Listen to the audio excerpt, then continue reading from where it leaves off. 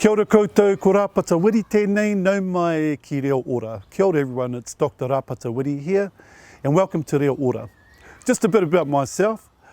I have been a university lecturer for the last 25 years, and I have taught hundreds, if not thousands of people to speak Māori with confidence.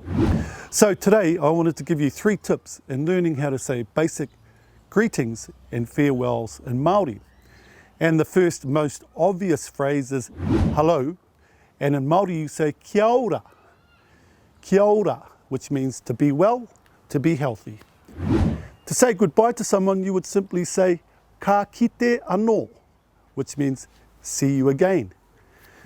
So in today's video I wanted to give you 3 tips on how to say basic greetings and farewells with confidence in the Māori language. Tip number 1, practice. Practice makes perfect. Practice with a friend, practice with a family member.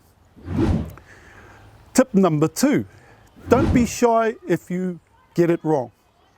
One of the biggest impediments I've seen with students over my time as a Māori language lecturer is that people are afraid to make mistakes in front of others. Just practice, practice, practice. Tip number 3, don't overthink it.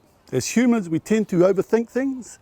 However, when you observe top athletes like Michael Jordan, when they get on the basketball court, they don't overthink, they play the game, they just do it. So tip number 3, don't overthink it, just speak it. So those are my 3 tips. So over the last 25 years, I've taught, as I said, hundreds, if not thousands of students to speak Māori with confidence. And here are 3 things that I have helped people with. Firstly, I've helped them to be able to speak Māori with more confidence.